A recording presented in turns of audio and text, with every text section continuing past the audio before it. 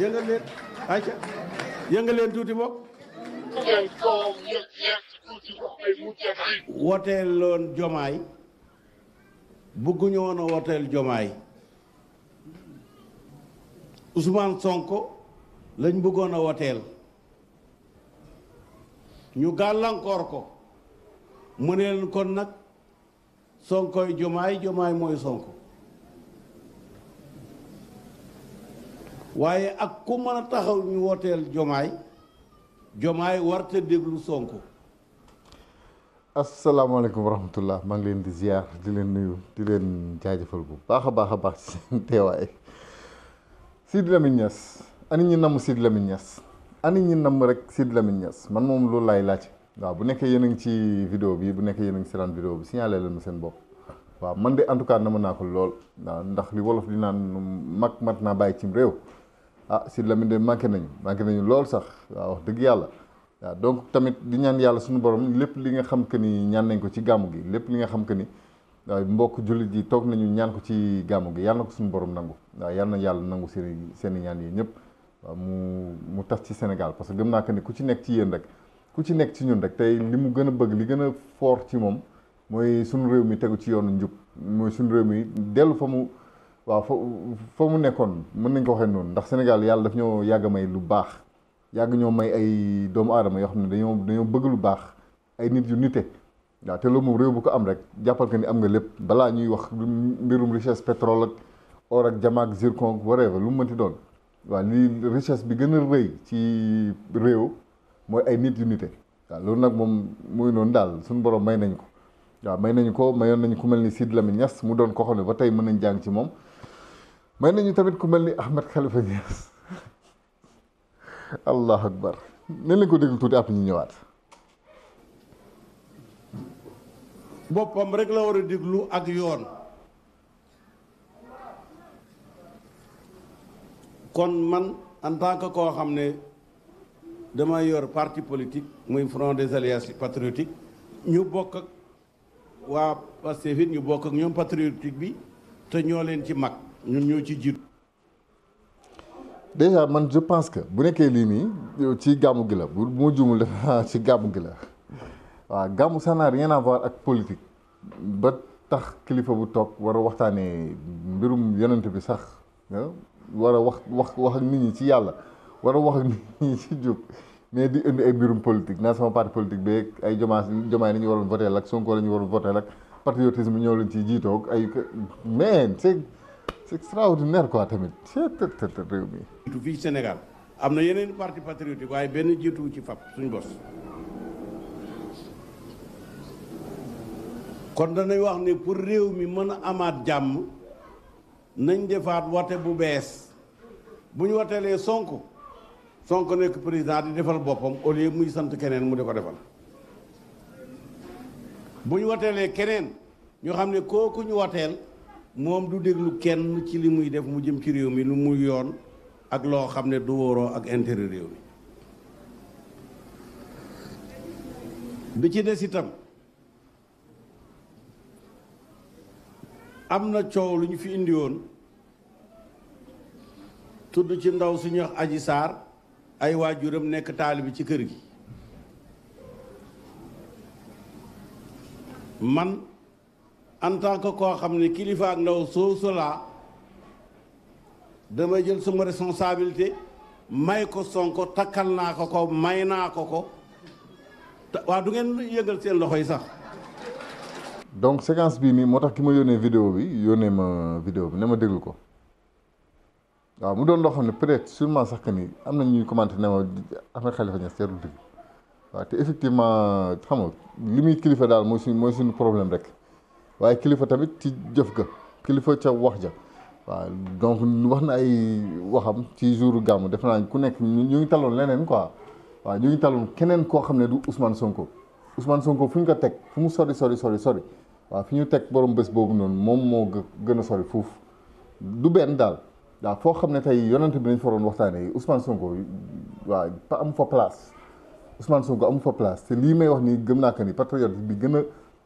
dëggu dina ma ko nangul patriotisme nag ñoom fañ ko bëgg a yemale fañ ko bëgg a jaarale du foofu waaw ñoom dañoo bëgg jàpp que ni waaw patriotisme mel ni comme si Sonko ko moom daal waaw ñoom ñu bëgg koo am fu ñu ko limité loolu moo tax mën naa ay patriotisme ñoo leen ci jiitoog ñoo leen ci ay patati patata du loolu patriotisme yëg-yëg la sentiment la dund la patriotisme du loo xam ne tey benn nit moo koy créer waaw mën na ko inciter ci nit ki waaye du nit kooku noonu moom mooy créer patriotisme c'est-à-dire exemple bu gën a ndaw man su ma xoolee man sama diggante man ak Ousmane Sonko damay naan moom moo déclenché sama patriotisme moom moo ko yeewaat daal waaw parce que demoon naa ba réew mi dama ko geddoon ba ko politiciens yi te bëri naa ci ay morom mais Sonko dafa dem ba retourné waat affaire boobu noonu parce que dafa ñu wan lan mooy patriotisme jëf ko wax ko dund ko ñu gis waaw bokk la xam nga ñenn ñi nga xam ni booy wax ci ñoom sax da ngay désolé quoi da ngay waaw donc séquence bii nii moo tax ñu yónnee ma vidéo bi ne ma gis nga nee na dafay may Adji Sarr Ousmane Sonko dafa am loo xam ne duñ ko foowee dafa am loo xam ne kilifa du ko foowee bu nekkee foo la dafa am loo xam ne kilifa du ko kafee du ko caaxaanee bu nekkee caaxaan la waaw muy diggante ñaari doomu aadama yoo xam ne sëy dafa war sëy ci boppam sax laay wax sëy dafa am loo xam ne kilifa war koo foowee waaw ba tax di wax loo xam ne mën na frustrer nit ñi waaw day waxu maître El Hadj Diouf la quoi d'accord yooyu waxu dof la quoi d'accord ngeen baal ma mais dafa am loo xam ne kilifa waru koo wax ci yenn bërëb yi benn waru koo wax ci yenn moment yi bésub gàmm jotaay wër la nga nekk di caaxaane ay mbir yoo xam ne dépassé nañ ko parce que mbirum Adji Sarr wax dëgg yàlla nekk loo xam lu intérêt sénégalais la donc bu ñu demee ba kilifa bu toll nii soit 10 ans war cee mën a dikk te moom sax gis nañ sorti bu nekk rek day indi dina wax loo xam ne luñ koy xeebee la waaw bu ñu accès ba fii nag moom wax dëgg yàlla c'est désolant sama xol bu jeex laay waxee nii je sais que di ngeen ko sentir xol bu jeex tàkk laay parce que su ma dégg ni daal mag naa bàyyi cim réew te mag tamit boo demee ba am yenn at yi mu leer la ni bu la tegaloon kaamil yàlla rek xam nag mais mu leer la que ni bu la tegaloon kaamil ne la waatal ndax li nga jot a dund di nga dundaat yow boo xamee ni àddina di doxee tem nga ne déedéet du ma ko waat waaw yàlla rek xam na ku ci nekk mën na dund 1000 ans sax yàlla rek xam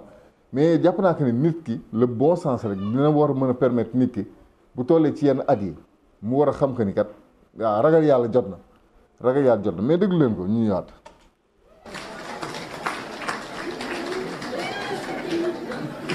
mu ngi wax de mais paa yi nekk ci ginnaaw ñii di ko rey en général buy wax paa yi nekk ci ginnaaw sax dañ koy nelaw dañuy nelaw mais ñu ngi koy rey di ko kaañoo xam nga. waaw kay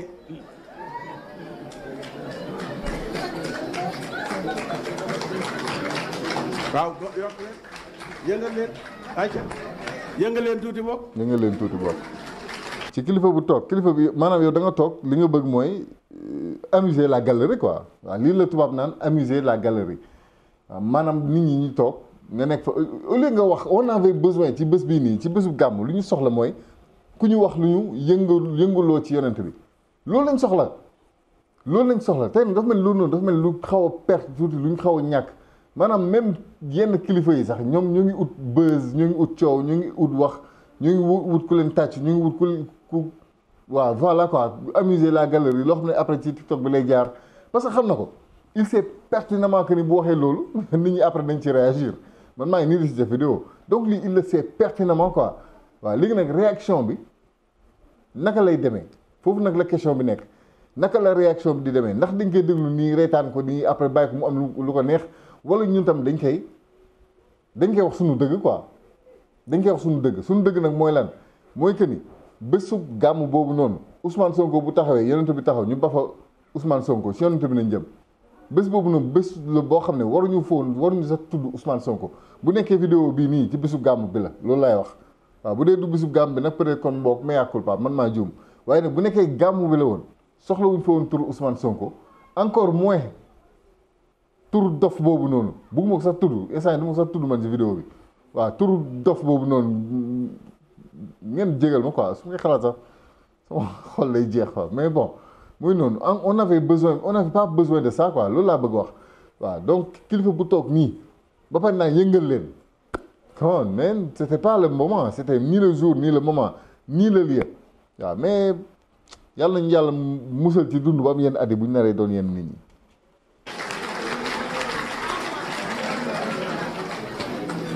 waaw ndax benn ankay ndax benn daf koy lew bu bëggee mu bësal ko mën na koo bësal fekk yaramam dagan ko ba mën koo bësal boo defee ay graisse yeew ak yooyu yëpp dootu ko soxla. xam nga Ahmed Khalifa Niass kilifa la kilifa boo xam ne maanaam mu ngi këram mu ngi soxnaam wala ay soxnaam mu ngi ay doom yu mag yoo xam ne mën nañ toog tey di xool di ko déglu di xam li muy wax di ko comprendre di ko waaw nekkul yoru ay liir quoi laa bëgg a wax waaw mais Ousmane Sonko tam noonu la doonee kilifa boo xam ne il mérite aussi le respect mais la moo tax ba kii nii tey ba tey yàlla ji nii xeet nit yi rek ngay gis ñuy waxaat waxu dof yi nii Ahmed Khalifa Niass Kouramaki xeetu dof yooyu ngeen baal ma quoi wax dëgg yàlla li muy kilifa moo tax bugguma sax wax ba noppi di ci teg dof bugguma mu wax ba pare ma naan waxu dof kilifa la te nangul nañ ko waaw waaye nag kilifa tamit yow yaay jox sa bopp valeur bi waaw jamaa xeer képp la mais dañ ko jox valeur bi mu am loolu tax mu doon li mu doon waaye xeer képp la or xeer képp la dañ ko jox valeur bi mu am moo tax mu doon li mu doon léegi nag nit nag moom doo xaar ni jox la valeur nit yow yaay jox sa bopp valeur te instant bii nag mbirum Ousmane Sonko bii mooy li may wax rek yàlla daf ci bëgg jaar jàngale ñu ñun Sénégal lu rëy ku nite wallahi azim billahi diñ ci mën a defar sa àddina ak sa àllaaxira waaye nag képp koo xam ne tamit xam nga li la intéressé yow yaa ko xam quoi ba mu jaral la yàq deru kilifa c'est extraordinaire. bu ko defee dem ndaw si comme xas nañ ko ba may mënatu koo jàpp ndax kenn mënta jàpp sa jabar lii nag dama koo wax pour bëgg apaiser réew mi nekk ci jàmm. non du lii mooy kàddu gi nga xam ne moom mooy apaiser réew mi ñun bëggatuñu maanaam turu ndaw soosu noonu ñu koy dendaleeg turu Ousmane Sonko loolu la Sénégal war a jug ne doy na quoi on ne veut plus de ça dañoo bëggatul loolu noonu c'est-à-dire kuy dem sax bay teg image u Adji Sarr ak image u maa koy tudd sax c'est folle là waaw loolu nañu bëggatul quoi on n'en veut plus dañuy exiger le respect ñun sénégalais yi ñun ñooy exiger le respect pour Ousmane Sonko waaw kii moom mu ngi liggéeyam moom tontuwul yenn bassesse yi nii quoi mais mu ngi liggéeyam mu ngi def li nga xam que ni loolu la diglanteeg askan bi instant bi nii il est temps ñun sénégalais yi ñu am suñu fulaak suñu fayda bu mat sëkk remobiliser les troupes lan nit ñi nga xam ne ñoom ñoo xeex ba agsi fii nii ñu nekkoon ci réseau yi nañu am suñu fulaak suñu fayda bu mat sëkk di exiger c'est-à-dire là on exige le respect pour Ousmane Sonko quoi lu nekk dégg na ko fu nekk dugal nañ ko fa daqal nañ deram ci lu nekk mais tey nañ ko commencé ci lii ne bëggatuñu sax ku koy tudd di tudd ay dof boobu noonu ci wetam quoi bëggatuñ loolu noonu ñoom loolu noonu dañ ko utiliser pour yàq deram pour tuutal ko waaye yàlla ne déet yàlla tamit bay sa tool lii la ñu yàlla dimbalee ñun sénégalais niñ ci jug ñu ne léegi dafa doy ba ci chaîne YouTube bi buñ nangooti kuy teg sax photo Adji Sarr ak photo Ousmane Sonko di ko boole buñ ko nangooti dafa am loo xam ne ñun peuple bi ñun ñoo ko mën a gérer suñu bopp Ousmane Sonko suñu moomeel la ñun suñu patrimoine la suñu mbir la suñu yëf la ñun ñooy borom ñun ñoo ko moom ñun la ko yàlla may donc c'est à nous de le protéger ñun ñoo ko war a protéger ñun ñoo war a def li war bay xeetu nit ñi nii dootuñu ko yeb foofu lañ toll ngeen jéggal ma mais ay lii laay wax pour apaiser réew mi Adji Sarr moom taal réew mi bu dul Adji Sarr nit ay balu bopp ñun duñ ko gis ay bal fëgg nit bal bim mu tëdd ñun duñ ko gis ñun loolu ci film lañ ko xamee woon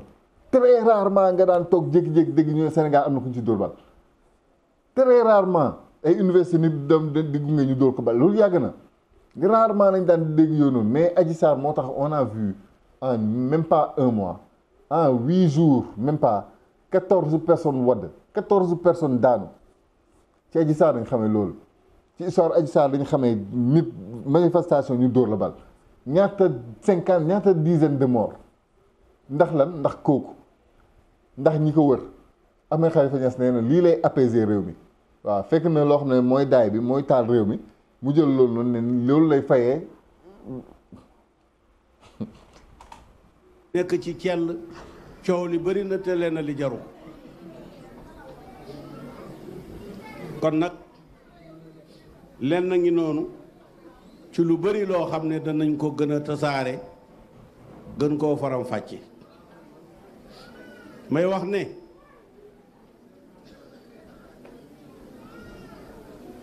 wax ne waa jooju nga xam ne doon na wax ay wax yu ñaaw jëmale ko ci Touba ak Serigne Touba ak ay affaire maçonnerie man yéen ñëpp xam ngeen ne murid yi ku leen laal nga ma ndax sama doomoo ngi nii di Ahmadou Bamba ne ci kër gi te nit mënoo koo bañ ba pare di ko tuddee sa doom waaye ma bëgg leen a wax yéen ñëpp murid yi ne ngeen ko seede waaw mënuma wax ji ma war bëgg a wax waa jooju doon wax dara jëmale ko Touba mënuma wax baat yi nga xam ne ay woyu dañ koy wax waaye daal na leen wax ñetti yoon ne wolofal naa jëmale ci moom wolofal naa jëmee ko ci moom wolofal naa jëmee ko ci ñoom wasalaam. ki muy wax xam nañ ko bu baax on connaît bien kan lay waxal te kooku tamit li may wax rek xool leen ñi nga xam ne ñoom ñoo koy attaqué xool leen ñi nga xam ne ñoom ñooy wolofal jëmale ci moom xool leen xeetu nit bi nga xam ni ñoom ñooy toog xool leen daal xeetu nit boobu noonu lu ci ëpp xeet wii la ñi nga xam ne mosuñoo wax lu rafet ci réew mi ñi nga xam ne mosuñoo def lu défable en tout cas ci période yi ñu génn ñi nga xam que ni bu doon ñoom kese réew mi tàkk na tey xeet wooyu noonu ñoom ñooy contre tey waa ji Allahu akbar am na loo xam ne moom ñun Sénégalais ñun xam nañ ko quoi c'est à nous nag de décider exactement li ñu bëgg lan la waaw fan lañu bëgg dem fu ñu bëgg yóbbu suñu réew donc jamono yii di ñëw tamit les semaines prochaines waaw les mois prochains fii ak octobre fii ak élection yi xeet yu itam dina ñëwaat mooy li mu wax rek lii ñoom dinañ ko tasaare ak affaire yooyu noonu quoi genre xeet wax yi nii waaw ay may na Ousmane Sonko dof boobu noonu genre wax yu ñàkk fayda yi dañ ko xam ngeen baal ma quoi ngeen jégal ma mais dinañ ko jël étaler ko sur la place publique xam nga nit ñi war cee nekk ay sëy bi dagan naag daganul ak nii ak bat xëcc billaay toog leen rek li moo tax kilifa du caaxaan kilifa du waxantu kilifa da ngay wax li ngay wax mu doon loo xam ne luy construire la lu constructif ñu ànd dem àddina bi yàggul àddina yàggul surtout nag boo fi defee yenn temps yi ba pare war nga mën a am njort ci këni yàggatul quoi li ci des bëreetul waaw waaye nag ragal yàlla moom kenn du ko jàngal kenn du ko déy kenn du ko sol ci xolu kenn da nga koy am wala amoo c'est aussi simple que ça waaw donc maa ngi leen di jaajëfal bu baax a baax mais balaa loolu nag xaaral ma sant leen gërëm leen yéen ñi nga xam ne yéen seetaan vidéo yi di commenter ak yooyu noonu yëpp waaw surtout vidéo bi passé encore moom tamit gis naa que ni ñu bëri abonné nañ ci chaîne bi waaw te lii laa leen di ñaan abonné leen ci chaîne bi waaw parce que yéen ñuy yokk dool daal li mooy permettre chaîne bi di gën a jëm kanam waaw te loolu xam ngeen ko like yi ngeen di like bu leen ko xeeb waaw bu kenn toog ne non man su ma like wul samay morom like nañ non email vidéo bi waaw email bu nekkee mën nga ko partager ko sa groupe parce que WhatsApp yi wala ngeen def ko seen statut xam nga donc muy noonu maa ngi leen di gërëm bu baax daal en tout cas waaw di leen fàttali tamit yéen ñi bëgg jàng anglais sama partenaire yii di Fluency in English yéen lañ fi nekkal waaw jot leen mën nga leen woo ci téléphone 77 297 11 92 wala ngeen jot leen ci WhatsApp ci 77 100 00 11 waaw ñii moom boo leen jokkoo ak ñoom rek dañ leen jàng anglais ci lu gaaw waaw ci loo xam ne mu ngi noonu ngeen koy bind di ko wax waaw di ko mu ngi noonu daal di ko dégg ko tamit waaw kon boog woo leen waa Fluency in English ci lu mu gën a gaawee ngeen ne leen Jadine moo ñu boole waaw lii mooy sama code promo man waaw lii mooy code promo bu wóor bi waaw donc en tout cas ñu ngi leen di remercier bu baax waaw commentaire gis naa seen taxawaay gis naa lépp waaw en tout cas chaîne bi fu mu mënti dem rek ci yéen la waaw instant yi nag ñoo ngi toll ci 107000 abonnés waaw ñu dem ba 110000 abonnés yi loolu la ñuy wër donc mu ngi noonu waaw kii par exemple Omzo 68 nee na Jadine Tene Fogum bii mooy Tene Fogum mooy Jadine ci laa bokk ci séeréer su ma juumul defe naa noonu la waaw Bekay Diawara nee na merci président Diomaye ndax li mu tas assemblée bi kontaan ngeen ci loolu moo nekkoon ko question bi mais leen képp koo xam ne kontaan nga ci rek bindal ma ci commentaire yi merci président Diomaye donc loolu la doon tontu nii donc Bekay jaaraama Bekay Diawara jaaraama donc Babacar Diouf ñu ngi koy ziar waaye balaa Babacar Diouf léegi mu saaliwu nee na sama numéro la soxla sama numéro moom defe naa fi mu nekk nii moom lafe na ci internet bi sama numéro mën ngeen ko am boo leen duggee ci bannière page bi ci boppam chaîne bi mu ngi ci bannière bi ma bind mu ngi ci commentaire ci description yi partout rek ku soxla sama numéro moom mu waaw manqué wul ci chaîne bi quoi waaw donc léegi saaliwu neen sama numéro la soxla mu ngi nii léegi saaliwu numéro baa ngi nii 77 445 xam nga fa laa koy teg 445 32 03 mën nga ma ci jot WhatsApp nag surtout waaw bu ci ëpp lu ci ëpp waaw ku ma bàyyil message moom mooy gën a gaaw pour ñu mën a jokkoo waaw nee na Jadine sa numéro laa soxla mais mere naa la ndax kanamu xuruma kanamu